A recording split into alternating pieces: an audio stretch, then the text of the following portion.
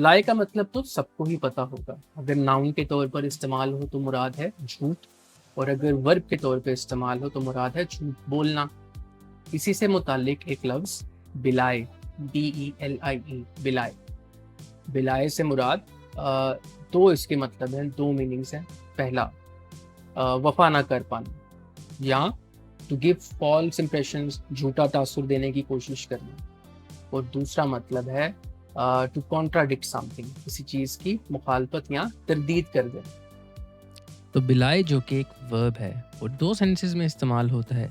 अगर पहली सेंस में इसके कुछ सिनोनिम्स की बात की जाए तो उनमें शामिल हैं mislead, falsify, camouflage, distort, mask, disguise. और अगर दूसरी सेंस में इसके कुछ सिनोनिम्स की बात करें तो रिबट, रिप्यूडिएट, इनवैलिडेट, अपोज, काउंटर, कन्फ्यूट। तो पहले मीनिंग के बारे में बात करते हैं, टू गिव फॉल्स इंप्रेशंस। इसकी एक एग्जांपल अगर मैं आपको दूं तो his smile belies the pain of his financial loss. उसकी जो मुस्कुराहट है वो वफा नहीं कर पा रही, वो एक झूठा तासुर दे रही है उसके जो नुकसान उसको माली तौर पर हुआ, उसकी तकलीफ को छुपाने के लिए या उसकी तकलीफ के लिए।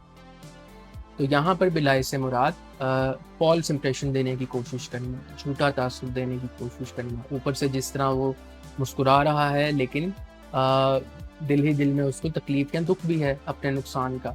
और देखने वाला समझ पा रहा है कि कोशिश तो करता है, कोशिश तो कर रहा है मुस्कुराने की, लेकिन उसको दुख ज़्यादा है। तो यहाँ पर मुराद टू गिव फॉल्स इंप्रेशंस, झूठा तासुर देने की या गलत तासुर देने की कोशिश करना।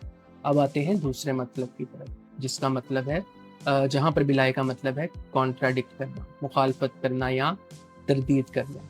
और इसके लिए जो मिसाल के तौर पर अगर एक जुमला बनाया जाए, the evidence belies his claims of innocence.